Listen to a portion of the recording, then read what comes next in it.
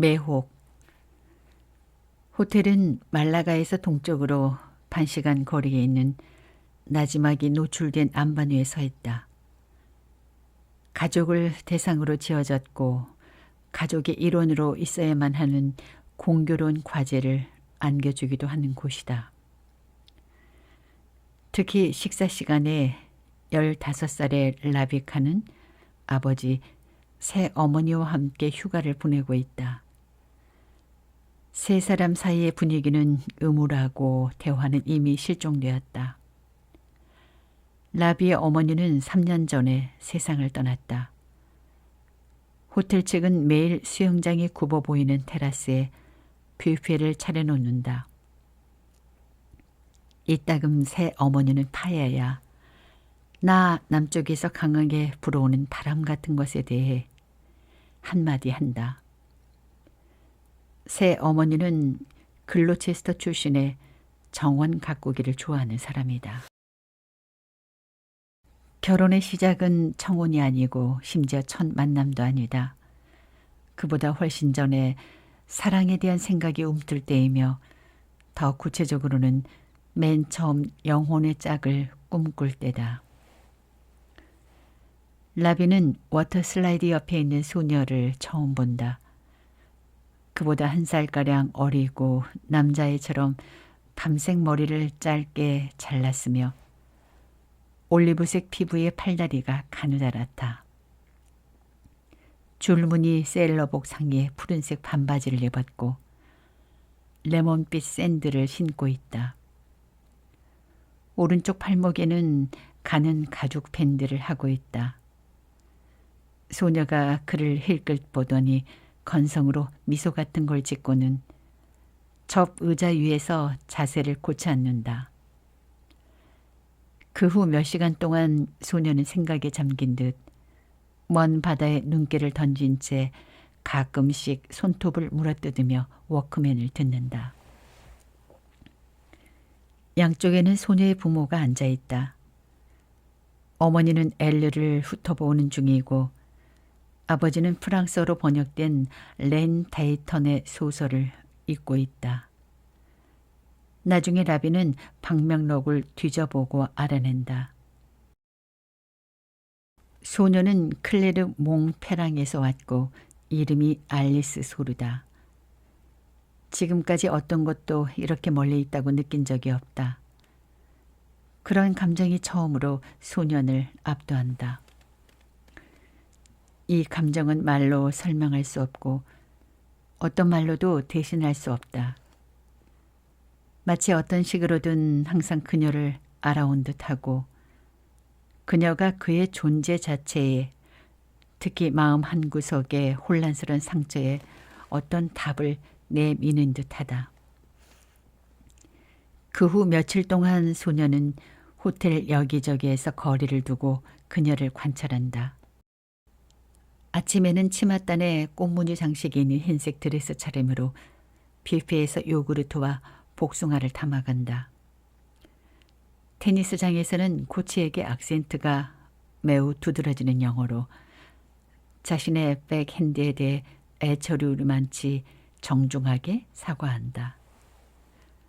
골프 코스 주위를 쓸쓸히 산책하다가 걸음을 멈추고 선인장과 히비스커스를 바라본다. 다른 사람이 영혼의 짝이라는 느낌, 이 확신은 아주 순식간에 찾아올 수 있다. 이야기를 나눌 필요도 없다. 이름을 알 필요도 없다. 객관적 지식은 끼어들 틈이 없다. 대신에 중요한 건 직관, 즉 이성의 정상적 작용 과정을 건너뛰기에 더더욱 정확하고 존중할 가치가 있는 것만 같은 자발적인 감정이다. 매혹은 일련의 요소들을 둘러싸며 공고해진다.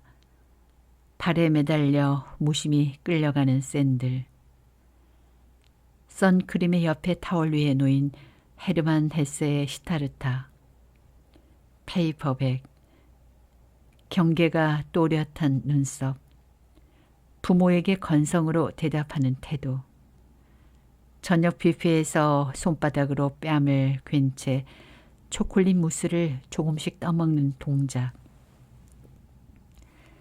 본능적으로 그는 이런 요소들로부터 그녀의 성격 전체를 알아내려고 해본다. 방 천장 선풍기에 나무 날개가 돌아가는 것을 바라보며 라비는 마음속으로 그녀와 함께하는 인생 이야기를 쓴다. 그녀는 성격이 우울하고 세상 물정에 밝을 것이다. 그만을 신뢰하고 남들의 위선을 비웃을 것이다. 예민하고 속 깊은 성격 탓에 때때로 파티에 갈 때나 다른 여학생들과 어울릴 때 불안을 느낄 것이다. 그녀는 늘 외톨이였을 테고 지금까지 한 번도 다른 사람을 완전히 신뢰한 적이 없을 것이다. 둘은 장난스럽게 깍지를 끼고 그녀의 침대에 앉을 것이다. 또한 그녀는 두 사람 간에 그런 결속이 가능하다고 상상해 본 적도 없으리라. 그러다 어느 날 아침 소녀는 사라지고 네덜란드인 부부와 남자아이 2명이 그녀의 테이블에 앉아 있다.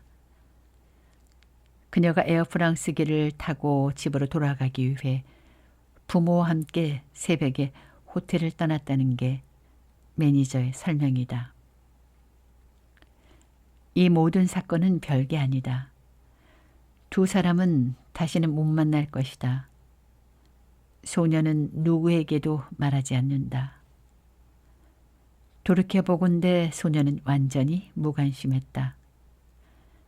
하지만 이야기가 이제 시작이라면 그것은 라비가 세월과 함께 많이 변하고 어른스러워졌겠지만 사랑에 대한 그의 이해는 앞으로 몇십 년 동안 15살 여름 카사알스로 호텔에서 처음 형성된 바로 그 구조를 유지할 것이기 때문이다. 그는 두 사람 사이에 신속하고도 진심 어린 이해와 감정이입이 일어나고 외로움이 완전히 끝날 수 있는 가능성을 계속 믿을 것이다. 그는 버스에서 식료품 가게 통로에서 도서관 열람실에서 우연히 보게 된 잃어버린 다른 영혼의 짝에게도 그와 같은 달콤 씁쓸한 갈망을 경험할 것이다. 20살에는 맨하튼에서 공부하던 학기 중에 북부행시 열차의 왼쪽 좌석에 앉은 여자에게서 25살에는 베들린의 건축사무소에서 실무를 배우다가 그리고 29살에는 파리 런던 간 비행기를 타고 영국 해협 위를 날아가는 동안 클로이라는 여자와 짧은 대화를 나눈 후에 오랫동안 잃어버렸던 자신의 일부분을 만났다는 느낌을 다시 경험할 것이다. 낭만적인 사람은 낯선 사람을 언뜻 본 순간부터 최단 경로를 밟아 그 사람이 실존에 대한 무언의 질문들에 포괄적 답안이 될 수도 있다는 장엄하고도 상당한 결론을 공언하게 된다. 이러한 강렬함은 사소하고 심지어 익살스러워 보일지 모르나 본능을 존중하는 태도는 관계 우주론에서 작은 행성에 불과하지 않다. 그것은 오늘날 사랑의 이상들이 선회하는 눈에 보이지는 않으나 근원적인 구심체이다. 낭만적 믿음은 항상 존재해 왔지만 몇 세기 전에야 비로소 병이 아닌 어떤 것으로 판정받았다. 영혼의 짝을 찾는 일이 인생의 목적에 근접한 어떤 것으로의 지위를 갖추게 된 것은 최근이었다. 신과 영적 존재를 향하던 이상주의가 인간 주체에게로 방향을 바꾼 것이다. 이 변화는 표면상으론 인간적이고 관대해 보이지만 꺼림직하고 상처 입기 쉬운 결말에 이를 부담을 안겨준다. 거리에서, 사무실에서, 비행기 옆자리에서, 상상력이 풍부한 관찰자에게 언뜻 비친 듯한 누군가의 완벽함이 평생토록 유지되기는 결코 쉬운 일이 아니기 때문이다. 여러 해가 지나고 또 여러 편의 사랑에 관한 에세이를 접한 후 에이알 라비는 몇몇 다른 결론에 도달하고 한때 그가 낭만이라 보았던 것, 무언의 직관, 순간적인 갈망, 영혼의 짝에 대한 믿음, 이 두 사람의 관계를 어떻게 유지하는지를 배워가는데 방해가 된다는 것을 알게 될 것이다. 사랑을 유발했던 신비한 열정으로부터 눈을 돌릴 때 사랑이 지속될 수 있음을, 유효한 관계를 위해서는 그 관계에 처음 빠져들게 한 감정들을 포기할 필요가 있다는 결론에 이를 것이다. 이제 그는 사랑은 열정이라기보다 기술이라는 사실을 배워야만 할 것이다. 사랑에 빠지다. 커스틴은 자전거로 1시간 거리에 있는 포수만의 포토벨로 해변으로 나들이 가자고 제안한다. 라비는 커스턴이 아는 프린스 가의 가게에서 자전거를 빌렸지만 불안하게 비틀거린다. 그녀에겐 12단 기어와 존 브레이크 캘리퍼가 달린 체리색 자전거가 있다. 그는 뒤처지지 않으려고 안간힘을 쓴다. 언덕에서 내려오다가 기어를 바꾸는데 체인이 말을 듣지 않더니 급기야 축에서 툭 튕겨져 나와 겉돌기 시작한다. 속에서 불만과 익숙한 분노가 끓어오른다. 가게까지 걸어가려면 한참 걸릴 것이다. 하지만 커스턴의 해법은 다르다. 저런, 자전거에는 정말 초짜군요. 그녀는 자전거를 뒤집어 세운 뒤 기어를 되돌리고 뒷바퀴 쪽에 변속기를 조정한다. 그녀의 손은 곧 기름 투성이가 되더니 뺨에 시커먼 줄을 남긴다.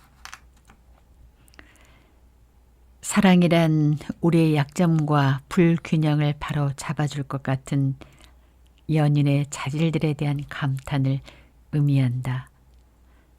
사랑은 완벽을 추구하는 것이다. 그가 사랑에 빠진 것은 그녀의 침착함, 다 잘 될 거라는 믿음, 적은 피해의식, 운명론의 부재다. 일시적이란 단어를 말할 때 3번을 확인해야 할 정도로 알아듣기 힘든 말씨를 쓰는 새로 사귄 별난 스코틀랜드 친구에겐 이런 장점들이 있다. 라비의 사랑은 약점을 보완해주는 강점들과 자신이 열망하는 자질들을 발견한 것에 대한 논리적 반응이다. 그의 사랑은 불완전하다는 느낌에서 완전해지고 싶은 욕망에서 나온다. 그만 그런 게 아니다. 영역은 다르지만 커스틴도 마찬가지로 결점을 보완하고 싶어 한다. 그녀는 대학을 졸업한 후에야 스코틀랜드를 나가 바깥 세상을 여행했다. 일가 친척은 모두 스코틀랜드의 한 작은 지방에서 나고 자랐다. 사고방식은 편협하고 색채는 음산하고 분위기는 촌스럽고 가치관은 금욕적인 곳이다. 그에 대응하여 그녀는 남쪽이 연상되는 모든 것들에 강하게 이끌린다.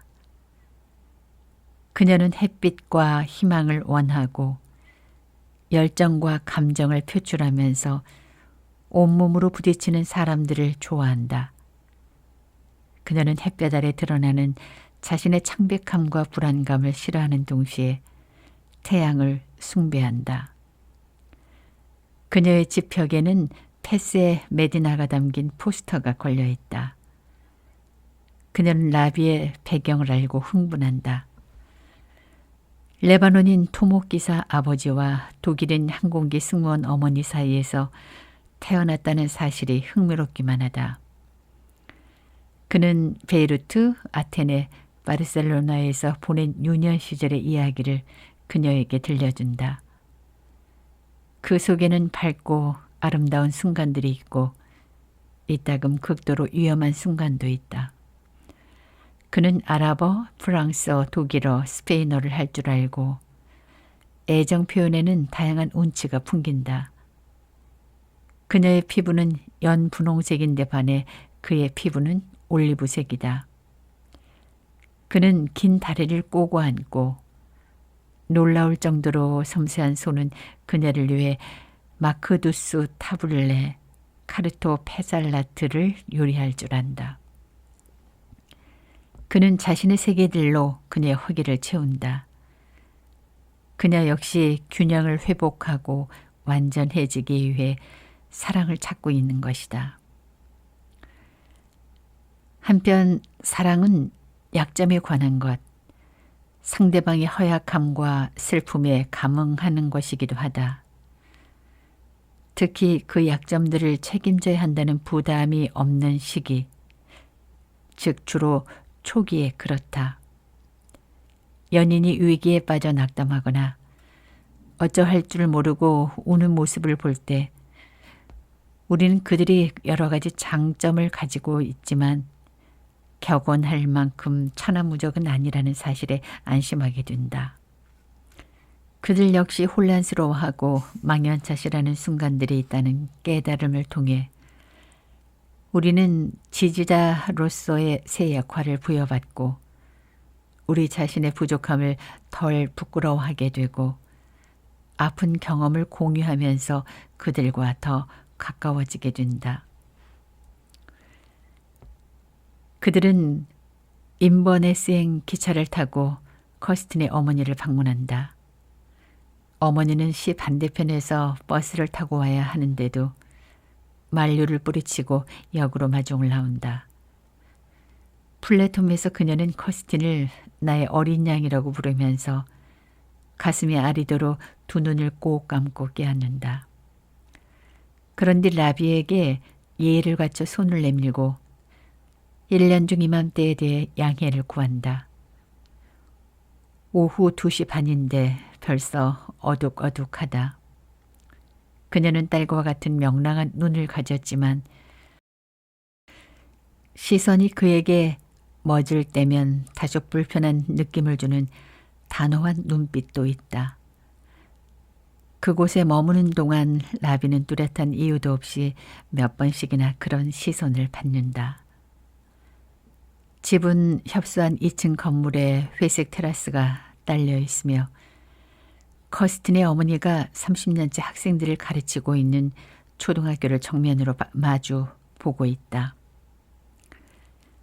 인버네스 곳곳에서 지금은 가게를 운영하거나 법률 계약서를 작성하거나 혈액 샘플을 채취하며 사는 많은 성인들이 맥너랜드 선생님의 무릎 위에서 산수와 성경 이야기를 처음 배웠을 때를 기억한다.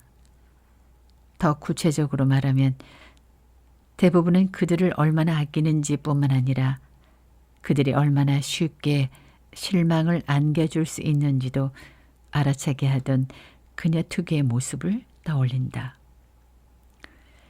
세 사람은 거실에서 함께 식사하면서 TV 퀴즈 프로그램을 본다. 커스틴이 유치원에 다닐 때 그린 그림들이 깔끔한 금박 액자에 담겨 계단 벽면을 따라 줄지어 있다. 현관에는 그녀의 세례식 사진이, 주방에는 교복을 입고 영리한 표정으로 찍은 앞니 빠진 7살 때의 사진이 있다. 또 서가에는 반바지와 티셔츠를 입고 헝클어진 머리에 삐쩍 마르고 씩씩한 모습으로 해변에서 찍은 11살 때의 스냅 사진이 있다.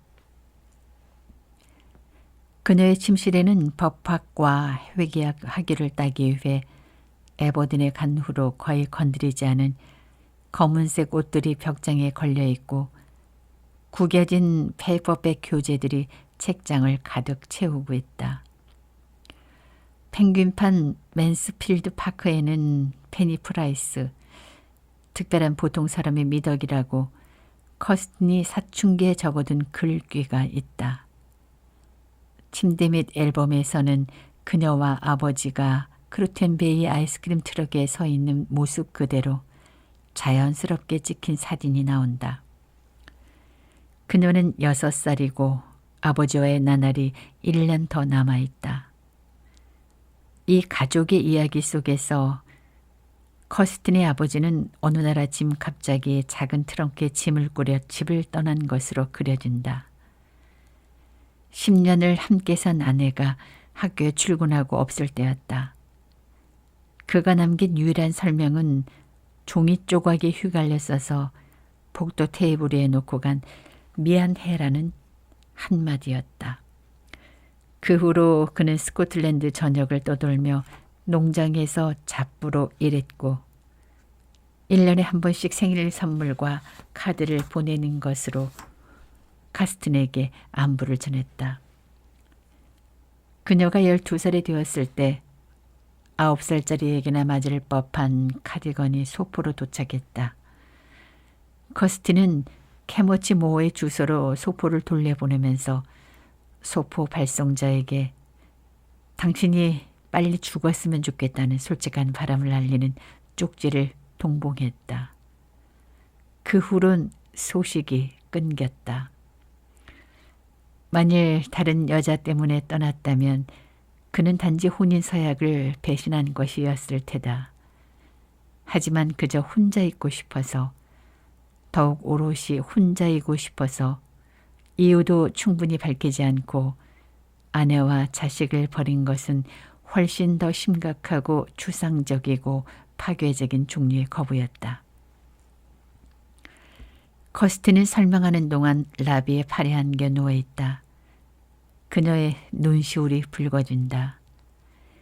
이는 그가 사랑하는 그녀의 또 다른 부분, 대단히 훌륭하고 유능한 사람의 약점이다.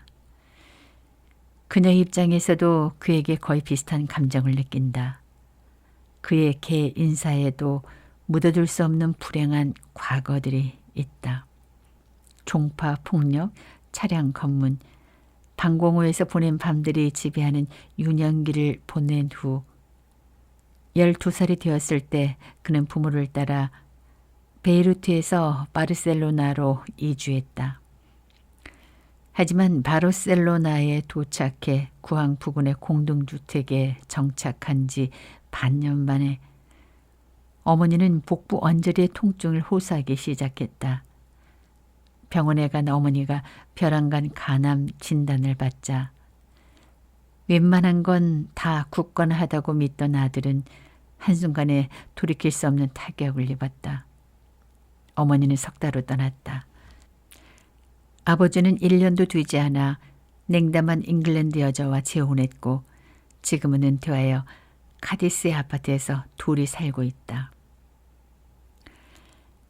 사랑은 우리의 혼란스럽고 창피하고 당황스러운 부분을 우리의 연인이 다른 누구보다 어쩌면 우리 자신보다 훨씬 잘 이해할 수도 있다는 것이 드러난 순간 최고조에 달한다.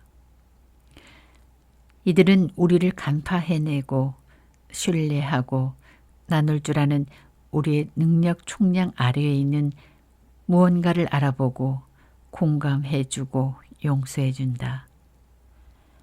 사랑은 우리의 당황스럽고 난처한 영혼에 대한 연인의 통찰력에 바치는 감사의 배당금이다. 사랑의 초기 단계에는 반드시 감추는 게 적절해 보였던 많은 비밀을 마침내 드러낼 수 있다는 순전한 안도감이 어느 정도 생긴다. 우리는 우리가 존경할 만하거나 정신이 온전하거나 안정적이지 않으며 정상이거나 사회가 생각하고 있는 그런 사람이 아니라는 것을 고백할 수 있게 된다. 유치하고 공상적이고 거칠고 희망이 들뜨고 냉소적이고 허약하고 다중적일 수 있게 된다. 우리의 연인은 이 모든 것을 이해하고 눈 감아줄 수 있다. 사랑의 한계. 라비와 커스티는 에스토와 윌리엄을 대할 때 다정함을 최우선으로 삼는다. 다정함은 다른 어떤 것과도 비교할 수 없을 만큼 우위에 놓인다. 그들이 도처에서 사랑이 부족해서 벌어진다고 믿는 일들의 사례를 목격하기 때문이다. 신경쇠약과 분개, 수치심과 중독, 만성적인 자신감 부족과 견실한 관계를 형성하는 능력의 결핍. 라비와 커스틴이 보기에 충분한 양육이 이루어지지 않을 때, 부모가 냉담하고 유압적이고 신뢰할 수 없고 무서울 때, 인생은 결코 완전하다고 느껴지지 않는다. 한두 명의 어른에게 끝없이 터무니없이 중요하다는 느낌을 누려본 적이 없다면 어느 누구도 자신이 빽빽하게 얽힌 삶의 문제를 풀어나갈 만큼 강해지기를 바랄 수 없다는 것이 그들의 신념이다. 바로 이 때문에 그들은 모든 질문에 친절하고 세심하게 답하고 포옹으로 하루의 마침표를 찍고 저녁에 긴 이야기를 읽어주고 놀아주려고 동이 틀 때 일어나고 실수를 해도 쉬이 넘어가고 버릇없는 잠깐의 순간들을 용서하고 장난감을 카페 뒤에 늘어놓고 밤이 지나도 용납한다. 부모의 다정함이 중요하다는 그들의 신념은 에스토와 윌리엄이 아주 어렸을 때, 특히 아이들이 마침내 자기 침대에서 이 세상의 무방비한 상태로 잠이 들고 여리고도 고르게 숨을 쉬고 섬세하게 빚어진 손가락으로 좋아하는 담요를 꼭 칠 적에 정점에 달한다. 그러나 각각의 아이가 5살이 되자 보다 복잡하고 골치 아픈 현실이 눈앞에 펼쳐진다. 라비와 커스티는 다정함의 완고한 한계에 직면하고는 놀라워한다. 2월에 비 내리는 어느 주말에 라비는 윌리엄에게 오렌지색 원격 조정 헬리콥터를 사준다. 아버지와 아들이 몇 주 전에 그걸 인터넷에서 발견한 후로 몇 번 정도는 말이 오갔다. 생일이 임박하지도 않았고 선물을 정당화할 만큼 만족스러운 학업 성적도 나오지 않았지만 결국 라비가 굴복했다. 어쨌든 재미있는 시간을 보내게 될 것은 분명했다. 그러나 띄운 지 단 6분 만에 장난감이 라비의 조종에 따라 식탁 위를 날다가 조종장치에 문제가 있는지 순식간에 냉장고에 부딪혀 뒷날개가 툭 부러져 산산조각난다. 잘못은 분명 만든 사람들에게 있지만 안타깝게도 지금 주방에는 그들이 없다. 그래서 즉시 과거에도 그랬듯이 아이의 극심한 실망감은 라비를 겨냥한다. 무슨 짓을 한 거야? 윌리엄은 소리를 지르고 사랑스러움은 일시 중단된다. 아무 짓도 안 했는데? 라비가 대답한다. 저게 그냥 제 멋대로 간 거야. 아니야, 아빠가 한 거야. 당장 고쳐내. 물론 나도 그러고 싶단다. 하지만 너무 복잡해. 월요일에 가게에 연락해보자. 아빠! 이건 비명에 가깝다. 아가야, 내가 실망한 건 잘 알겠다만 아빠 잘못이야. 눈물을 쏟기 시작하더니 윌리엄은 무능한 조종사의 청강이를 발로 차례한다. 물론 아이의 행동은 어이없고 다소 예상 밖이다. 그러나 다른 많은 경우를 비롯하여 이 경우에도 아이의 행동은 아버지로서의 라비에게 바치는 왜곡된 헌사이기도 하다. 사람은 누군가의 곁에서 안전한 느낌을 받을 때야 이 정도로 괴팍해질 수 있다. 아이가 때를 쓰려면 먼저 주변 분위기가 충분히 호의적이어야 한다. 라비는 어렸을 때 아버지에게 이렇게 까탈을 부린 적이 없었지만 동시에 아버지에게서 진심으로 사랑을 받는다고 느껴본 적도 없었다. 그와 커스튼이 몇 년 동안 심어준 그 모든 확신. 난 항상 내 편이야. 어떤 느낌이 들더라도 우리에겐 다 말해도 돼. 는 훌륭히 성공을 거뒀다. 둘은 윌리엄과 에스터에게 화를 받아줄 수 있고 받아줄 거라고 신호를 보낸 이 두 애정어린 어른들에게 좌절과 실망감을 곧바로 강력하게 표출해도 된다고 격려해온 것이다. 좋은 부모의 역할에는 중요하면서도 무척 까다로운 요건이 딸려 있다. 대단히 유감스러운 소식을 끊임없이 전해야 한다는 것이다. 좋은 부모는 필히 아이의 장기적 이익을 폭넓게 지켜줘야 하는데 아이들로서는 무엇이 유익하다고 흔쾌히 동의하는 것은 고사하고 그에 대해 예상도 못한다. 아이를 사랑하는 마음으로 부모는 양치질, 숙제, 방, 정돈, 취침 시간, 마음 넓게 쓰기, 컴퓨터 사용 제한에 대해 말할 각오가 되어 있어야 한다. 아이를 사랑하는 마음으로 부모는 재미가 정말 시작되려는데 삶에 달갑지 않은 면들을 들이밀고는 싫고 짜증나는 습관을 따분한 배역도 마다하지 않아야 한다. 그리고 이렇듯 사랑을 드러나지 않게 실행한 결과로 좋은 부모는 그 실행이 잘된 경우에 강렬한 분노와 적개심의 표적이 되고 만다. 결혼할 준비가 되다.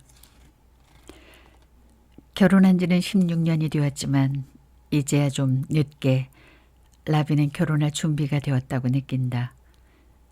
역설처럼 보이지만 아니다.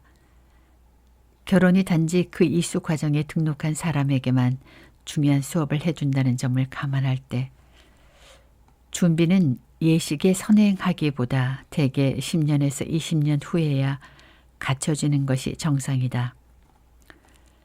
라비는 자신이 단 한 번 결혼했다는 입장을 고수할 수 있는 것은 순전히 언어의 교묘함 덕분이라는 점을 알아본다. 겉으로는 편리하게도 단일한 관계처럼 보이지만 그 밑에 수많은 진전, 단절, 재협상, 소원한 기간, 감정적 회기가 깔려 있어 사실상 그는 적어도 12번은 이혼과 재혼을 겪어온 셈이다. 오직 한 사람과 말이다. 그는 고객을 만나기 위해 맨체스터까지 장거리 운전을 한다. 이른 아침 말을 주고받을 사람이 그 자신밖에 없는 차 안에서 거의 텅 빈 도로를 달리고 있는 지금이 그로서는 최고의 생각들이 떠오를 때이다. 옛날에는 사람이 재정적으로나 사회적으로 어떤 이정표에 도달하면 결혼할 준비가 되었다고 보았다. 그의 이름이 붙은 집, 린넨으로 가득 채운 혼수, 벽난로 위에 진열된 자격증 또는 소 몇 마리와 얼마만큼의 땅을 소유하는 것이 그런 예였다. 그런 뒤 낭만주의 사상의 영향으로 이런 실질적인 측면이 지나치게 금전을 따지고 계산을 하는 것으로 여겨졌고 초점이 감정적 특질로 이동했다.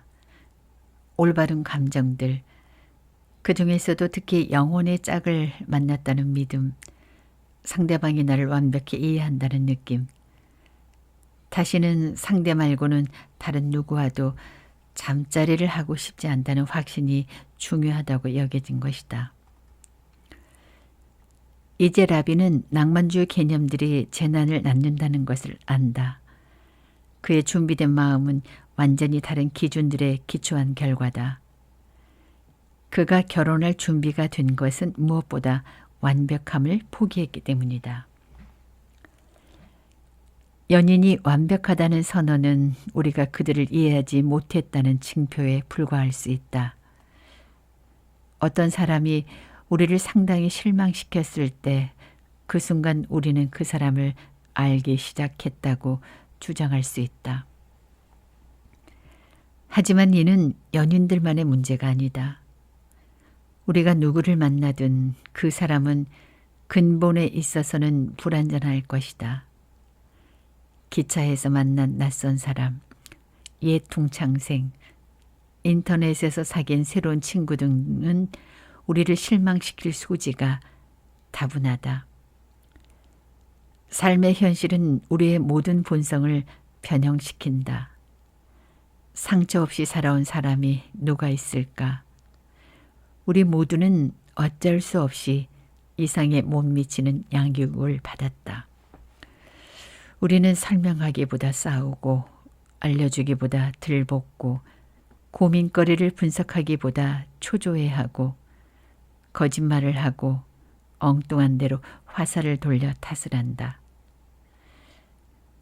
이렇게 위험 요소들이 중첩되어 있는 와중에 완벽한 인간이 나올 가능성은 전무하다.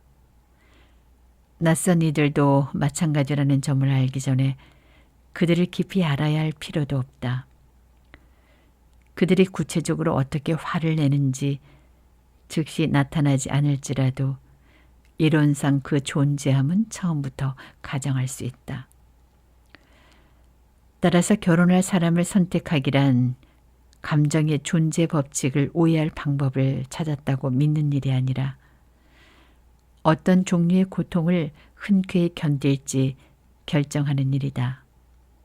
아니면 우리는 모두 당연히 악몽의 전형인 엉뚱한 사람을 곁에 두게 된다. 그러나 이것이 재앙일 이유는 없다. 진보한 낭만적 비관주의는 한 사람이 다른 사람에게 모든 것일 수는 없다고 가정한다.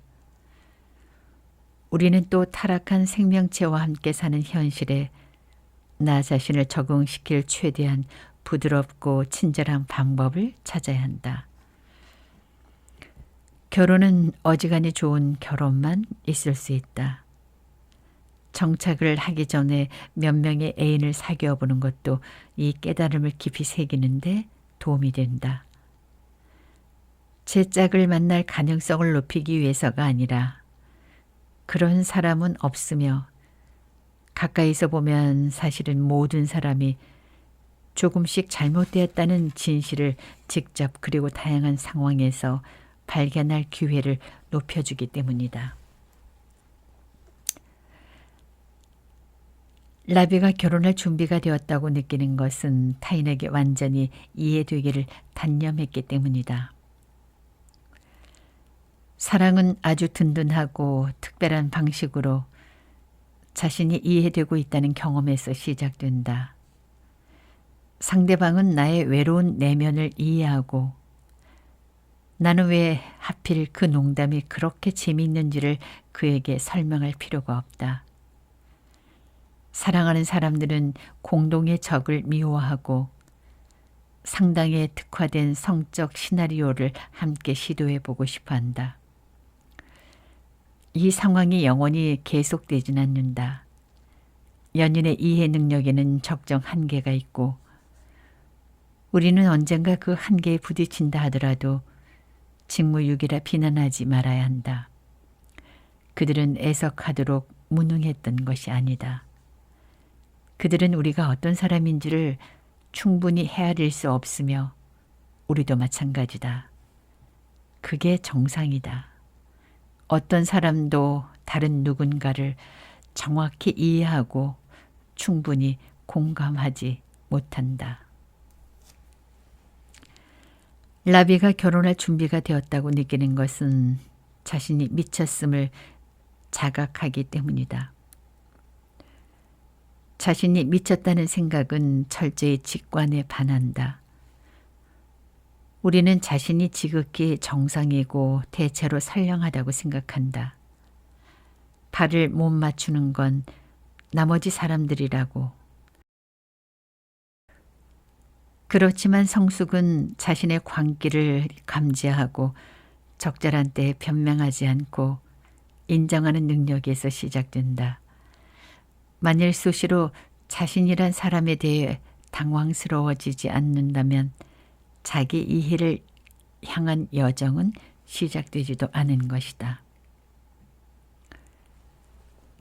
라비가 결혼할 준비가 되었다고 느끼는 것은 커스틴이 까다로운 게 아님을 이해했기 때문이다. 결혼이라는 세 장 안에서 집안 살림, 친인척, 청소 분담, 파티, 식료품 같은 사소한 일로 화를 내면 당연히 까다롭게 보인다. 하지만 그건 상대방의 허물이 아니며 우리가 함께 만들어가려는 삶의 속성일 뿐이다. 대개 난감한 것은 결혼이란 제도이지 관련된 개인들이 아니다. 라비가 결혼할 준비가 되었다고 느끼는 것은 사랑을 받기보다 베풀 준비가 되었기 때문이다. 우리는 마치 사랑을 단일하고 분화되지 않은 것처럼 얘기하지만 사실은 매우 상이한 두 가지 양식인 사랑받기와 사랑하기로 이루어져 있다. 후자를 실행할 준비가 된 동시에 전자에 대한 우리의 비정상적이고 위험한 집착을 인식할 때 결혼을 하는 게 바람직하다. 처음에는 사랑받기에 대해서만 알고 인생을 시작한다. 아주 그릇되게도 사랑받는 일이 표준처럼 보이게 된다. 아이들은 마치 부모가 거의 항상 온정어리고 기꺼운 마음을 유지하며 자발적으로 그들을 위로해주고 인도해주고 즐겁게 해주고 먹여주고 씻겨주는 것처럼 느낀다. 우리는 이러한 사랑의 개념을 성년기까지 갖고 간다. 성인이 되었을 때 우리는 보살핌을 받고 다 받아들여지던 그 느낌을 되살리고 싶어 한다. 우리는 마음속 은밀한 구석에서 우리에게 필요한 것들을 예측하고 우리의 심정을 읽어내고 이타적으로 행동하고 모든 면에서 더 나아지게 해줄 연인을 그린다. 이건 낭만적인 것 같지만 재난의 예고다.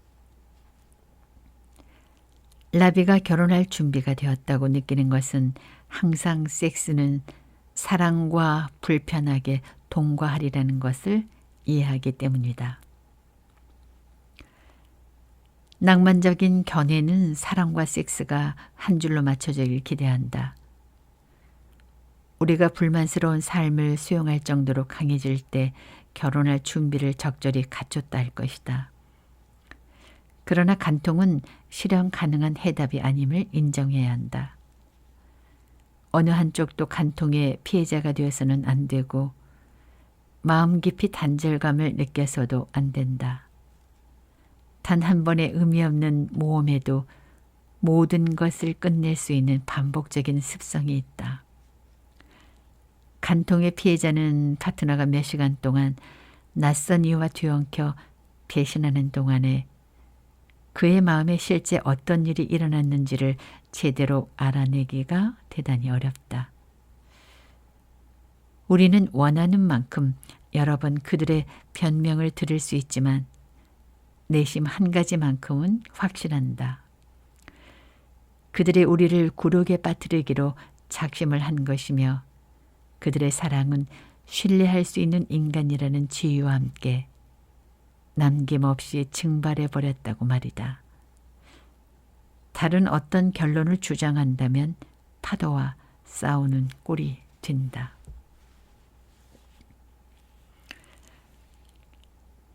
라비와 커스틴이 결혼할 준비가 된 것은 그들이 서로 잘 맞지 않는다고 가슴 깊이 인식하기 때문이다. 낭만주의 결혼과는 알맞은 사람을 찾는 것이 중요하다고 강조한다. 이는 우리의 허다한 관심사와 가치관에 공감하는 사람을 찾는 것으로 인식된다. 장기적으로 그럴 수 있는 사람은 어디에도 없다. 우리는 너무 다양하고 특이하다. 영구적인 조화는 불가능하다. 우리에게 가장 적합한 파트너는 우연히 기적처럼 모든 취향이 같은 사람이 아니라 지혜롭고 흔쾌하게 취향의 차이를 놓고 협의할 수 있는 사람이다. 알맞은 사람의 진정한 표지는 완벽한 상보성이라는 추상적 개념보다는